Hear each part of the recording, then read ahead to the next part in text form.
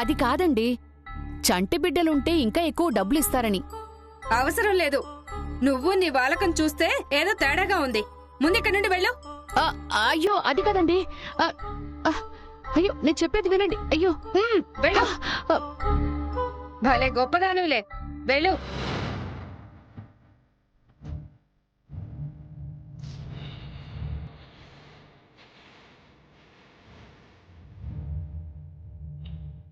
పాపనిక్కడే కదా వదిలిపెట్టాను. లేదని చెప్తున్నారేంటి? అంటే ఆ రోజు పాపని వీళ్ళు తీసుకోలేదా? లేకపోతే తీసుకుని తెలియనట్టు నటిస్తున్నారా?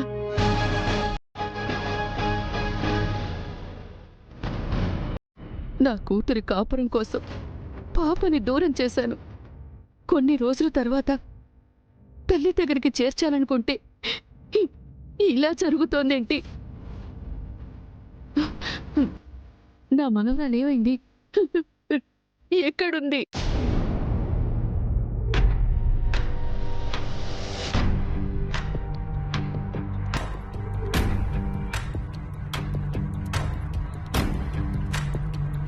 నువ్విక్కడే పడుకో, నేనిప్పుడే వస్తాను.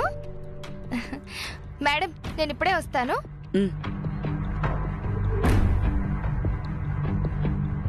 రిపోర్ట్స్ చూశాను, చాలా దారుణంగా ఉన్నాయి. మీ చేతకంతనంతో ఎంప్లాయీస్ మీద ఎందుకు ప్రెషర్ క్రియేట్ చేస్తున్నారు? 1కి 10 సార్లు చెప్తున్నా ఒక్కరికి కూడా రెస్పాన్సిబిలిటీ లేకపోతే ఎలా? మీరు చెప్పే సారీలు కంటి తుడుపు కిందే గాని సొల్యూషన్ కాదు. ఇక నుంచైనా కామన్ సెన్స్ తో ముందు జాగ్రత్త తీసుకోండి. And please, for heaven sake, don't repeat it again at all.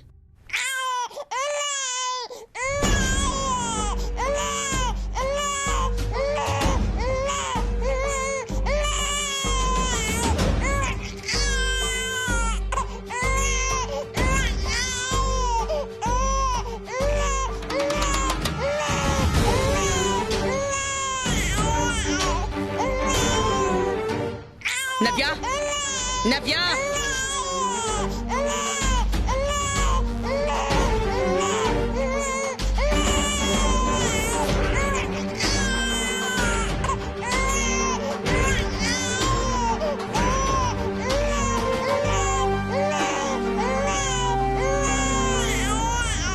సరే నేను తర్వాత కాల్ చేస్తాను.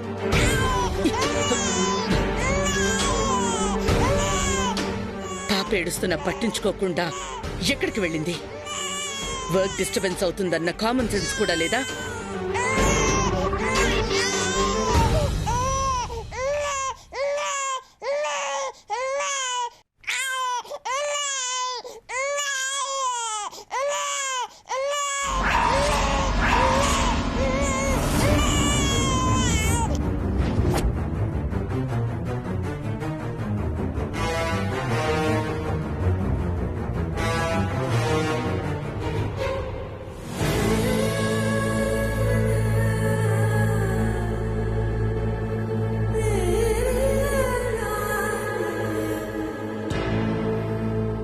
వాగ్దేవి, మేడం ఏమైంది?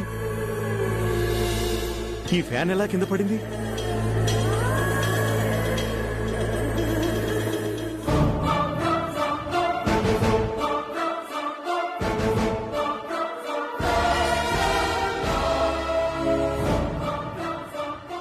భూకంపం ఏమైనా వచ్చిందేమో మావయ్య. వస్తే ఇల్లంతా షేక్ అవుతుంది.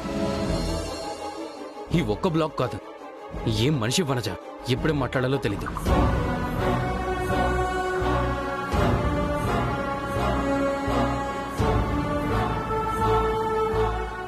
వాగ్దేవి, నువ్వేంటి పాపనెత్తుకున్నావు?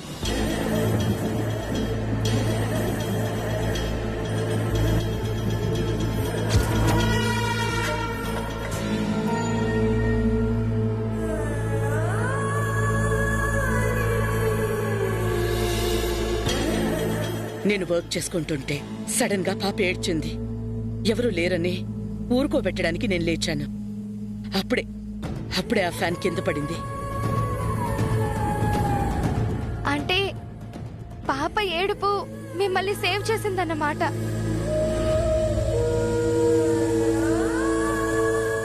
అన్నమాట ఏంటి నవ్య? జరిగింది అదే కదా?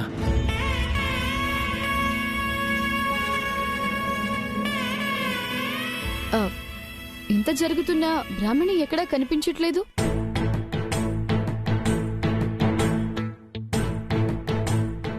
పాప ఏడుస్తుంటే పట్టించుకోకుండా ఎక్కడికెళ్ళిందా మహాతల్లి? చేసే పని మీద శ్రద్ధ లేనప్పుడు ఎందుకు ఒప్పుకోవడం, ఈ ఇంటికి రావడం?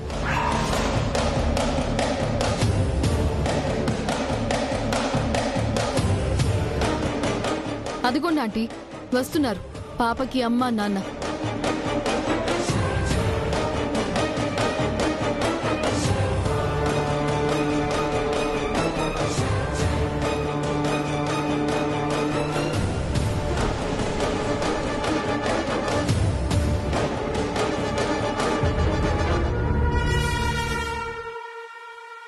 పాపనింట్లో వదిలేసి మీరిద్దరూ ఎక్కడికెళ్లారు? మందులైపోతే తీసుకురావడానికి వెళ్ళాము. పాప నిద్రపోతుందని తీసుకువెళ్ళలేదు. మీతో తీసుకెళ్లకుండా మంచి పని చేశారు.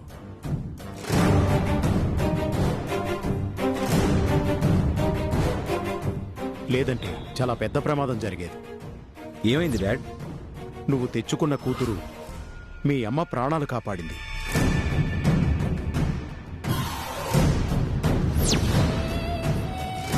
మీ అమ్మ పని చేసుకుంటుంటే పాప ఏడ్చిందట. ఎవరూ లేరని తన దగ్గరకు వెళ్ళడానికి లేవగానే ఫ్యాన్ ఊడి కింద పడింది.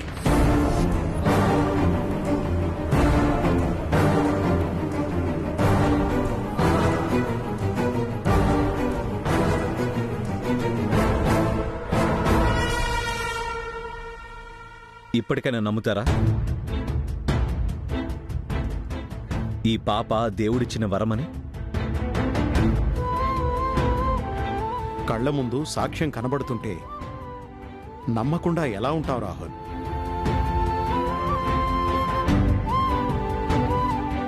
నిజమే రాహుల్, ఈరోజు నీ మాటని నేను కూడా నమ్ముతాను.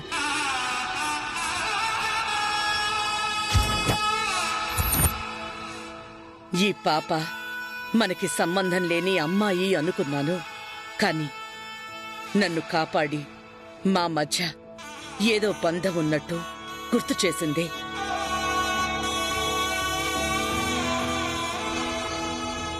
అప్పుడు గుడి దగ్గర పాప ఏడవటం వల్ల నీకు కనెక్ట్ అయ్యింది. ఈరోజు ఏడవడం వల్ల నేను సేవ్ అయ్యాను.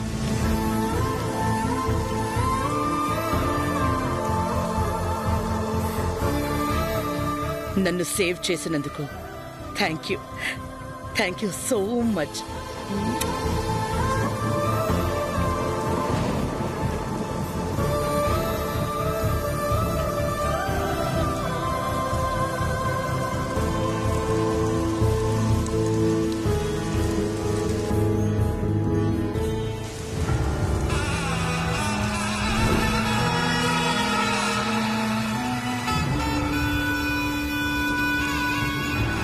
చిన్నపిల్లల నవ్వు అదృష్టం అంటారు, కానీ ఈ పిల్ల ఏడుపే ఆ అదృష్టంగా మారిందేంటో.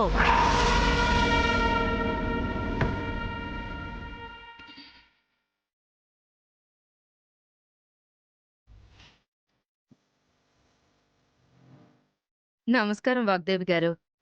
నమస్తే. చాలా రోజుల తర్వాత దర్శనమిచ్చారే, ఏంటి విశేషం? స్వామివారి కళ్యాణానికి భద్రాచలం వెళ్ళామండి. అక్షంతలు ప్రసాదం తీసుకొచ్చాం, తీసుకోండి.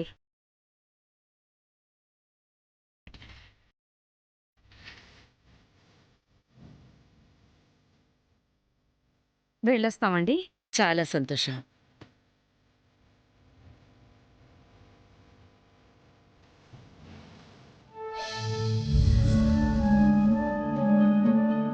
ఏ తల్లి కన్నబిడ్డవో మా ఇంటికొచ్చి నా కొడుకు ముఖంలో ఆనందం నింపావు. ఈరోజు నా ప్రాణాలు కాపాడావు.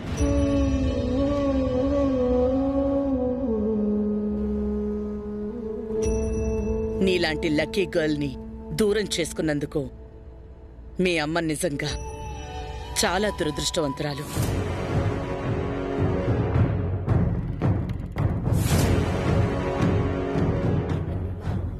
నువ్వెప్పుడూ ఇలాగే నవ్వుతూ సంపూర్ణ ఆయురారోగ్యాలతో ఉండాలి. మాకు ఈ అదృష్టాన్ని దక్కించిన నీ కన్న తల్లి కూడా ఎక్కడున్నా క్షేమంగా ఉండాలి.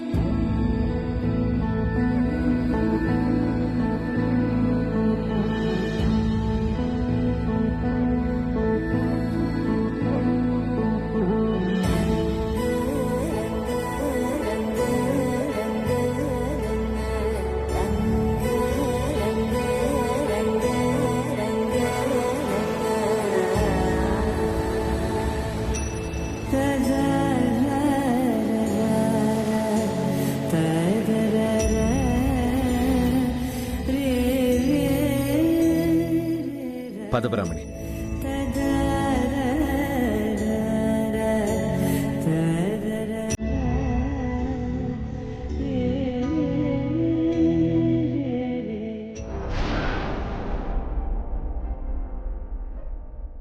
పాపని చూస్తుంటే వచ్చే సంతోషం పక్కనే ఉన్నా ఆ సరస్సుని చూస్తుంటే ఆవిరై కోపంలా మారిపోతోంది. ఆ సరస్సు కళ్ళ ముందున్నా తిరుగుతున్నా ఏవి చెయ్యలేకపోతున్నందుకు నా మీద నాకే అసహ్యంగా ఉంది. అది ఇంట్లో నుంచి పోతే గాని నాకు మనశ్శాంతిగా ఉండదు.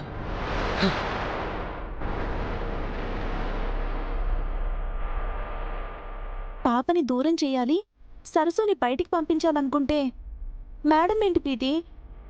ఆ పాపతో రాహుల్ కన్నా మేడం ఎక్కువ కనెక్ట్ అవుతుంది. సేవ్ చేసిందన్న గ్రాటిట్యూడ్ వనజక్క, అదే పర్మనెంట్ కాదని నా ఫీలింగ్. ఒకవేళ పర్మనెంట్ అయినా ఎలా బ్రేక్ చేయాలో నాకు బాగా తెలుసు.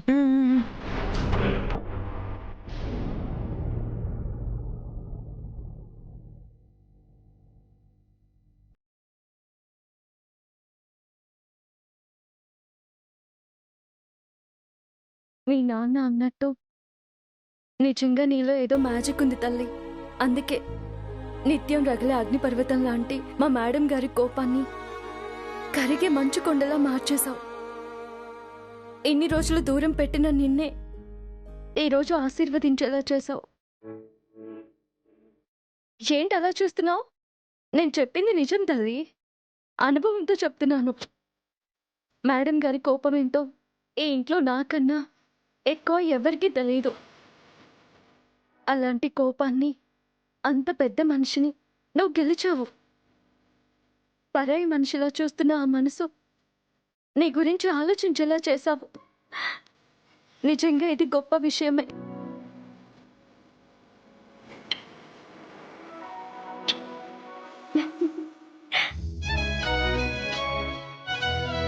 ఎన్ని రోజులు ఇంట్లో ఉంటానో తెలియదు, కానీ నువ్వు మాత్రం ఎప్పుడూ ఇలా సంతోషంగా ఉండాలి. మీ నాన్న ప్రేమతో పాటు అమ్మగారి ప్రేమకు కూడా దగ్గర అవుతూ ఉండాలి. అప్పుడు నీ అంత అదృష్టవంతురాలు ఎవ్వరూ ఉండరు.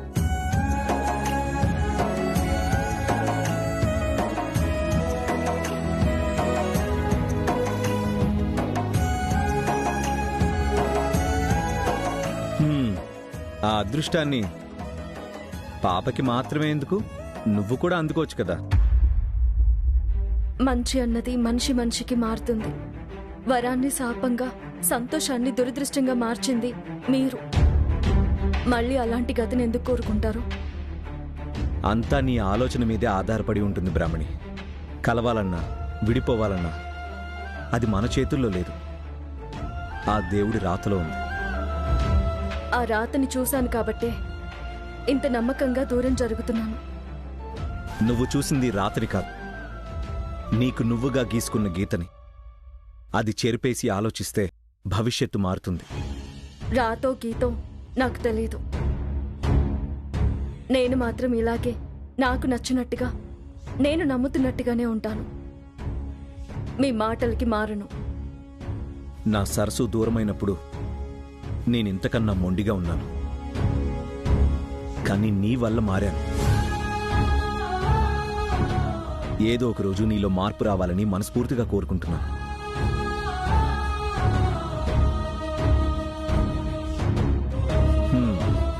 ఈరోజు మన పాప మేడంని సేవ్ చేయడం లక్కో ఫేటో నాకు తెలియదు, కానీ పాపకి మాత్రం మంచి జరిగింది. అక్షింతల రూపంలో మా మేడం తన యాక్సెప్టెన్స్ని తెలిపారు. మా మేడంని సేవ్ చేసిన ఈ బుల్లి మేడం గారికి ఒక చిన్న గిఫ్ట్ ఇవ్వాలనుకుంటున్నాను.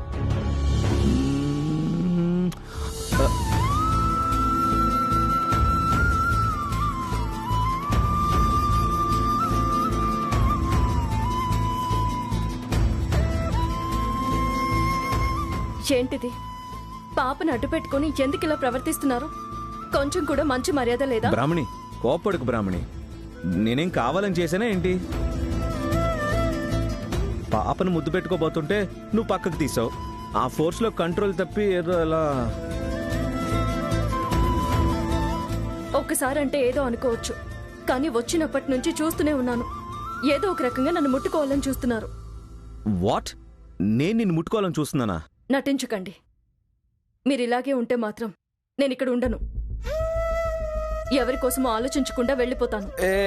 సరే సరే సరే సరే, వద్దొద్దు. నువ్వు అలాంటి డెసిషన్స్ ఏమాత్రం తీసుకోవద్దు. ఏదో తెలియక జరిగిందని చెప్తున్నాను కదా, ఈసారైనా చూసుకొని పెడతానులే.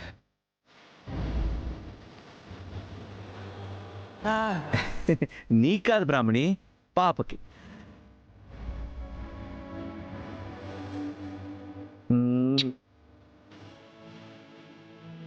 ఏంటి? అవునా? నా బంగారు తల్లికి అంతా తెలుసు. నువ్వు తప్పేం చేయలేదు. అదే నేను ఇంటికి రావడానికి కారణం మా అమ్మే కదా, అందుకే కావాలని తప్పుకున్నాను అంటుంది. ఈ వయసులో కూడా ఇంత బాగా ఆలోచించిందంటే చాలా గ్రేట్ కదా. చాలా ఆపండి. అనవసరంగా పాపను అడ్డు పెట్టుకొని మాట్లాడకండి, అసహ్యంగా ఉంటుంది. అడ్డు కాదు బ్రాహ్మణి, మధ్యలో ఉంది, మనతో ఉంటుంది. ఆ మాత్రం అర్థం చేసుకోలేదా చెప్పు? మీతో బాధించడం అంతా బుద్ధి తక్కువ, పొరపాటు ఇంకొకటి ఉండదు. నీ కోపం ఆవేశం అయితే భయం, కానీ ఇలా కొంటిగా తిడుతుంటే మాత్రం నాకు చాలా ఇష్టం. ఏంటి? అదే ఏం లేదు, బాగా లేట్ అయిపోయింది కదా, నిద్రపోవాలి అంటున్నాను.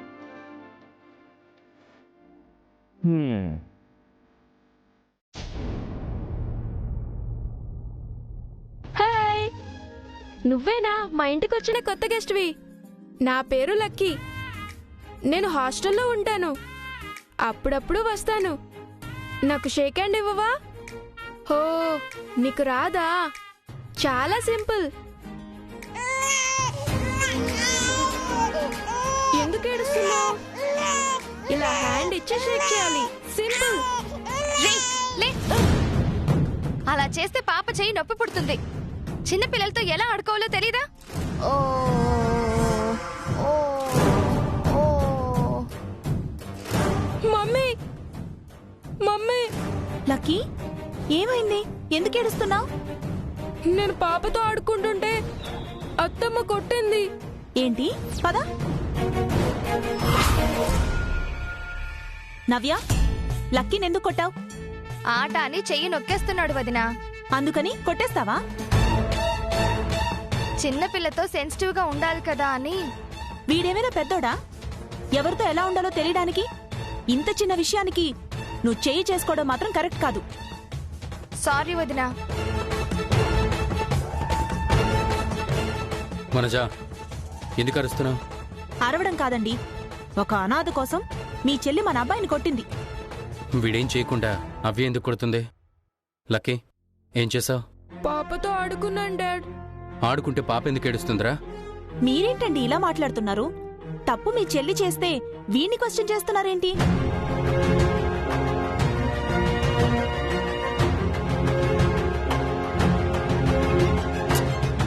అంటే ఏంటి వనజ? జరిగిందేంటో తెలియకుండా నవ్య మీద కోప్పడమంటున్నావా? అది కాదు మావయ్య, ఎవరికి పుట్టిందో తెలీదు.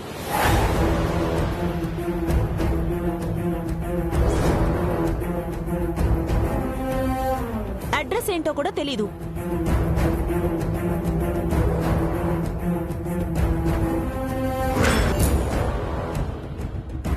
అలాంటి దీని ముందు నా కొడుక్కి ఈ ఇంటి వారసుడికి విలువ లేకుండా పోయిందా?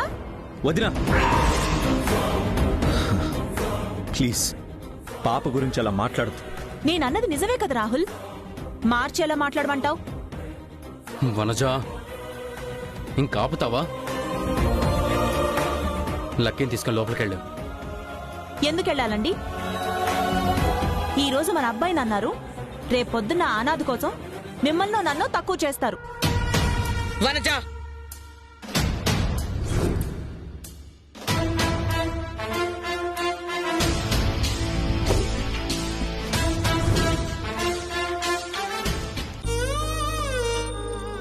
మేడం